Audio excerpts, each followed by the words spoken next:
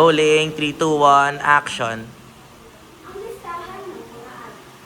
Isang araw, nagsagawa ng ordinansa ang mayora ng Angeles City Hospital na ipakulong ang mga drug addicts sa kanilang lungsod.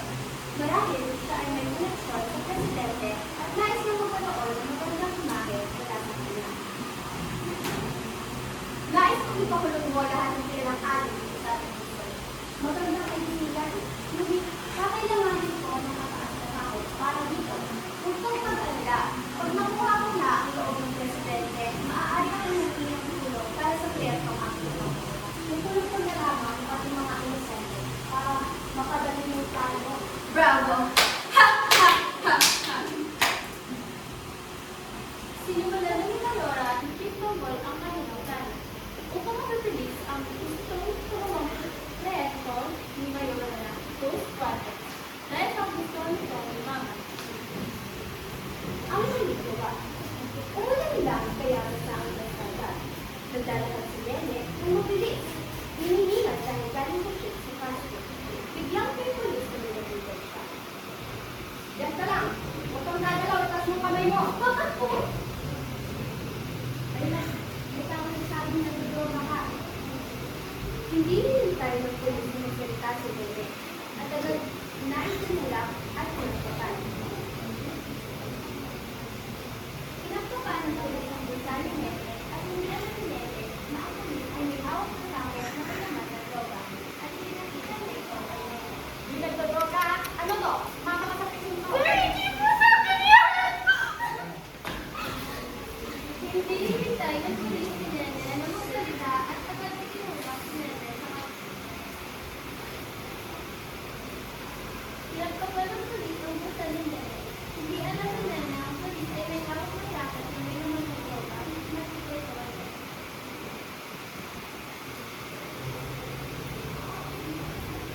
ay umaresto si Nene. Pagbintang. Matapos itulong si Nene, nang wala man lang nagbibigay na oras ng magsalita, ay tumapo naman sila sa pagbintang sa isang pang-inosente tao.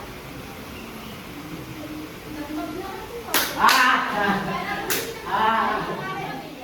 May pulis na dumating sa kanya kasi pinilit na magpapalito sa opisina ng mga pulis. Sa mga dinadalaw, walang ginagawang kasalanan. Huwag kang magwala. Kundi gagamit lang kita ng pwersa upang patahimingin. Yung ginagawang masama, kailangan ko umuwi sa pamilya ko. Nagaling ang pulis dahil sa pagkawalaan ko. Kaya, sinais ko nila na huwag na magsalita at hindi nila. Nang matapos na ang pagpupunta ni Toto, itinulong na siya sa ulo upang hindi na nagwala. Lumako na tayo sa pamilya ni Toto. Ay, naku. Nak, nakita mo ba ang tatay mo? Sabi ko mas sa kanya magluluto na lamang ako kaysa bumili pa siya ng pagkain sa labas. Nay, huwag ka mag-alala. Kilala naman si tatay sa ating bayan. Sige, sabi niya yan eh. Ikaw mo na magbantay sa bahay kahanapin ko ang tatay mo. Nanghihanap ni Marie si Toto. Siya ay hindi na nagkatukan. Kaya siya ay naglalala at nagtulong sa mga tao na nakita kanila sa loob. Zelda. Si Toto ay nakasanda sa pader. Tapos si Nene ay kinukulit ng pulis at pakawalan sila. Pakawalan niyo kami dito! Tumigil ka! Hindi! Hanggang di kami makalabas! Hindi ka titigil ha?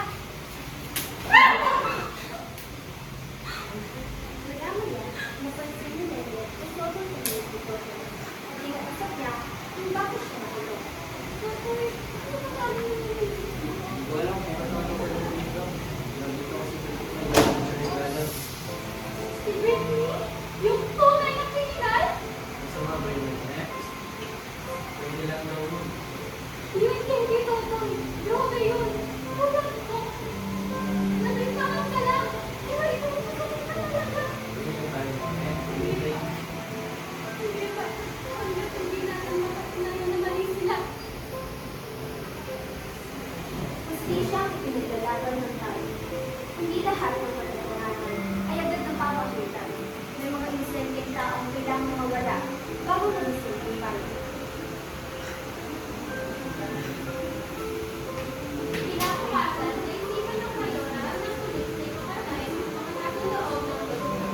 Kasama na rito ang pagmumula nito upang tumulong ang buong loob ng presidente.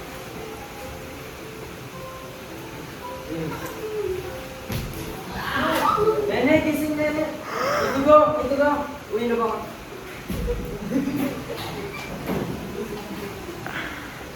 Nakaligtaan ito ng pagiging Totoy. Hindi nalungkot, kundi galit ang kanilang naramdaman. Kaya sila ay nagprotesta. Wala na silang naramdamang takot. Mga disenteng tao ay nagdurusa! Walang kalayaan! Hustisya para sa asawa ko at sa mga taong bayan! Hustisya para sa lahat! Kalayaan! Hindi ko na maibabalik ang asawa ko. Pero ayokong may inosente pang tao na maranasan ito dahil sa katahimikan natin. Nagprotesta ang mga tao, nagrally ang bayan, at sa unang pagkakataon, hindi sila umatras. Sa lakas ng tindig ng mamamayan, pinagputos ng mayora na gamitan ng pwersa para lumigil na kayo! Magigil! Hindi! Ang paggamit ng kalayaan.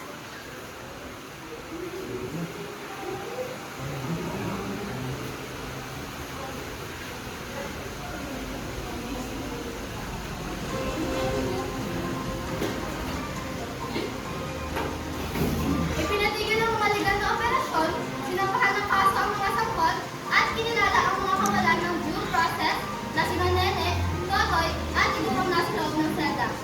Kalaunan, napag-alaman na sa makabilang buhay na ang dating mayorang Hidalgo, ayon sa ulat at sa autopsy, ang sanhi ng kanyang pagkamatay ay dahil sa drug overdose. Sa huli, ang nagpakilalang tagapagbilis ng bayan ay talagang lamang na kasalanan kanyang itinawag. Pinagulit niyo yung mga inosenteng tao. Samantala, ang may tunay na adik, kanyang kapangyarihan pa. Nagbukas ang kanyang buhay sa katahimikan. Ngunit ang katotohanan ay hindi na itago. Nakamit ni Totoy at ng kanyang pamilya ang mga talunang